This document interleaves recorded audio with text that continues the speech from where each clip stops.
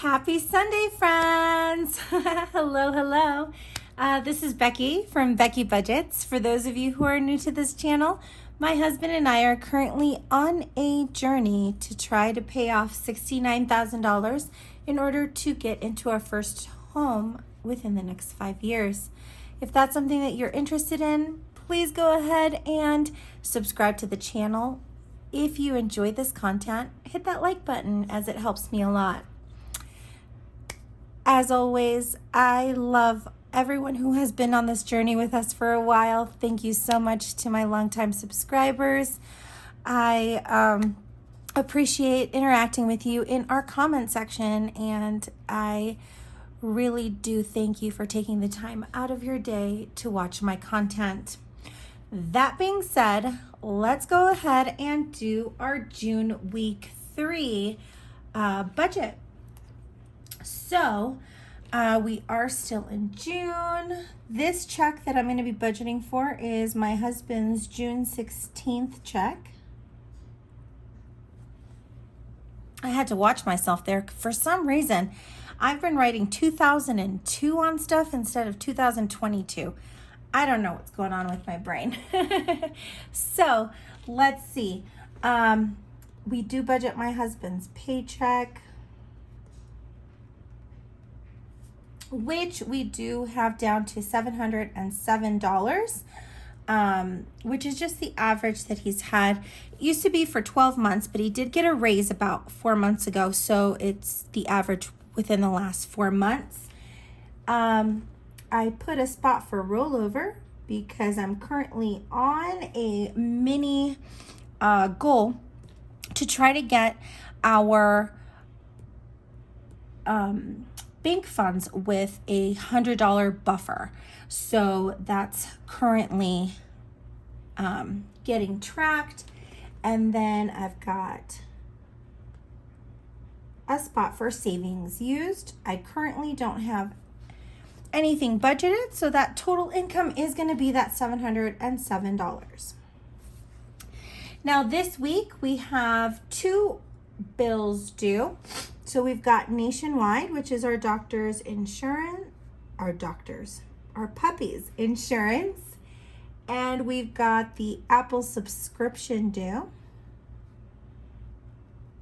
Now both of those are due on the 21st. And we budget $143 for the Nationwide and $21 for the Apple subscription. Now, when we add those values together, we get a bill total of $164. When we take the $164 from our income, we're left with $543. Now, as I had mentioned in my cash stuffing this week, we do use the first 3 checks to kind of fund our variable expense binder, so not too much goes into extra debt. But that last check of the month usually gets really bulked for that snowball fund. So I'm going to go ahead and finish filling our food because we still owe it $200. We have, let's see, we're going to have an extra $50 going to gas. The only reason I hesitated on that is because my husband and I usually drive my car, which is fuel efficient. Now, because I had my car filled with everything for yesterday's race, we had been driving my husband's truck around, and I ended up having to fill the gas again. So I kind of want to put $100 in there, but we'll see if we can based on the money, because $300 towards gas is not anywhere near what we budgeted. Pets is still met. My hubby, I still want to give him $50 for his fishing. And then I'm going to go ahead and get my $100 personal fund. Now, on Wednesday, when I go ahead and do our actual numbers, if I do in fact have the money to fill my personal, I'm going to be rolling that dice challenge 4 times. So I'll be rolling this die 4 times to see how much money I'm going to be taking out of my personal to go ahead and go into my envelope for my Chicago spending fund. So we'll see how that plays out. Hopefully I do end up getting those $100. Eating out and miscellaneous are currently met. I can tell you right now they've been depleted, and you'll see on Wednesday why. So let's go ahead and add these up. So that's going to be an envelope total of $400. Now, when I take the 400 from the 548, we're left with $143. Now, when I pull that up,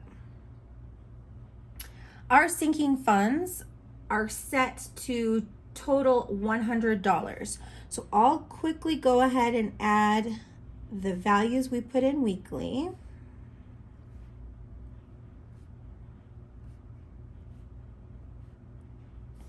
And those values all add up to $100. When we take the 100 away from our leftover, we're left with $43. Now, let's go ahead and put 43 on there. Dell is currently our snowball account. I know that we are currently on week 24 for my husband's 52-week challenge. So I'm going to go ahead and take those 24 away from the 43 just to see what we're working with. So given that we have $19, I'm going to go ahead and set 15 to go to the Dell. So 43 minus the 15 is going to go ahead and give us $28. When we bring that down, I will not forget to put that 20-pound challenge on this week, which I usually don't budget for up front. And then a special little spot for buffer.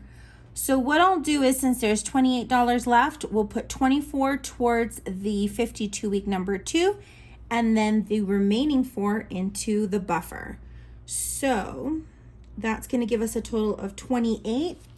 And then when you take that away from the leftover, it gives us that zero-based budget. As always, I want to go ahead and check my math. So we've got that income of $707 minus our bill total, minus our envelope total, minus our sinking fund total, minus our 15 going to the Dell, and then minus 28 that's going into debt, which gives us that beautiful zero-based budget. Awesome. So I'll be back on Wednesday with our weekly update. I've got a lot to go ahead and share with you guys. One of them being that I actually lost my voice. One of my dear friends gifted us a pair of tickets to go see, if any of you are 90s babies or 80s babies, to see New Kids on the Block in their 90s mixtape tour. It was very last minute, but of course I couldn't say no. We got to see Salt and Peppa and Vogue and New Kids on the Block, which was phenomenal, but it wasn't budgeted. So we'll go ahead and break that down next Wednesday. Thank you to each and every one of you who have stayed on this video until this point. I appreciate you. And as always, I hope you have an amazing day. Take care, and I'll see you soon. Bye.